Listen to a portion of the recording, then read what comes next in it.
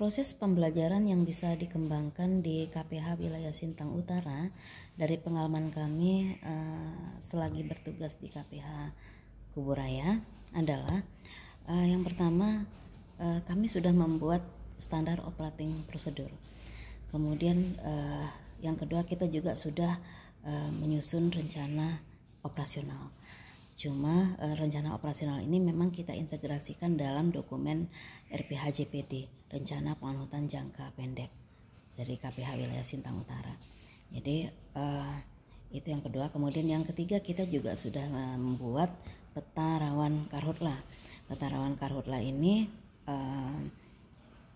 dari 100 desa yang beririsan dengan KPH Wilayah Sintang Utara, 20 desa diantaranya memiliki tingkat kerawanan sangat tinggi, dan ini akan jadi kami jadikan desa-desa prioritas kami dalam pengendalian kebakaran hutan dan lahan. Nah, prioritas apa saja yang akan kami lakukan? Kami sudah merencanakan untuk melakukan pembentukan MPA, masyarakat peduli api. Kemudian kita juga sudah sosialisasi ke beberapa kepala desa yang kaitan dengan desa rawan karhutla, kemudian dengan para camat, mungkin bukan dalam bentuk katakanlah suatu pertemuan, tapi kita berkunjung langsung ke lokasi desa, kemudian bertemu juga langsung dengan beberapa camat, kemudian juga kita menginformasikan kaitannya dengan program-program pencegahan karhutla yang kita rencanakan berbasis desa. Nah, hal-hal lain selain pembuatan peta rawan karhutla itu, kita juga sudah melakukan validasi terhadap peta rawan karhutla yang kami buat. Jadi data time series mulai data hotspot 2018, kemudian data hotspot 2019, data hotspot 2020 sampai bulan Oktober ini sudah kita analisa, kemudian kita overlaykan dengan peta rawan karhutla kita sehingga diketahui tingkat validasi ini seperti apa. Sepertinya memang tidak berbeda jauh dengan peta rawan karhutla yang sudah kami buat. Nah, kedepannya selain peta rawan karhutla, kita juga sudah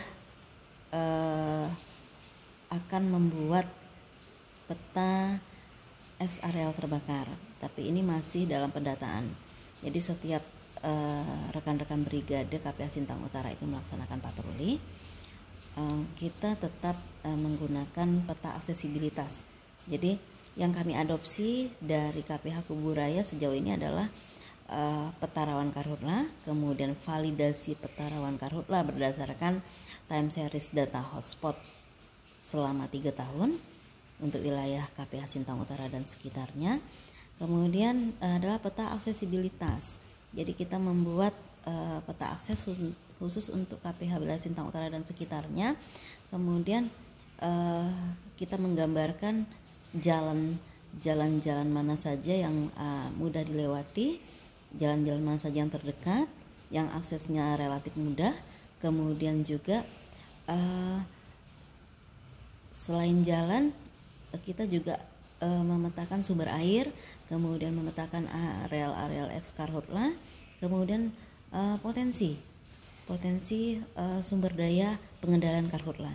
Jadi ke depan kami merencanakan akan ada tambahan 2 peta lagi sesuai yang memang kita adopsi dari KPH Kuburaya adalah peta potensi pengendalian karhutla, di mana nanti mungkin kita bisa memetakan masyarakat peduli api, MPA yang nanti rencananya akan kita bentuk sesuai dengan prioritas desa, 20 desa dan desa-desa prioritas IDM di tahun 2021. Dalam hal ini Kabupaten Sintang memiliki prioritas desa untuk peningkatan status IDM sebanyak 14 desa. Nah, jadi ke depan peta potensi sumber daya, kemudian peta eks areal karhutla itu juga akan kami buat seperti itu. Itu beberapa yang misalnya kita adopsi dari KPH Kuburaya.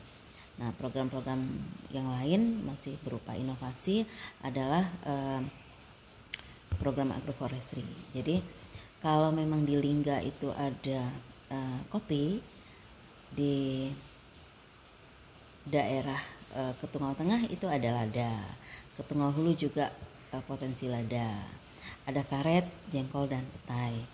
Nah, itu nanti program-program agroforestry akan kami galakkan di sana. Intinya adalah bagaimana mengamankan mata pencaharian masyarakat, mata pencaharian masyarakat aman, sehingga kami rasa itu akan berimplikasi terhadap program pencegahan karhutla, berimplikasi terhadap penurunan risiko kebakaran hutan dan lahan, sekaligus juga berimplikasi terhadap peningkatan status IDM, khususnya kalau untuk jangka pendek ya peningkatan nilai terhadap indeks kualitas lingkungan. Kalau untuk jangka panjang bisa jadi peningkatan untuk indeks kualitas ekonomi. Seperti itu sesuai visi dan misi Bapak Gubernur dalam peningkatan status IDM, Indeks Desa Membangun.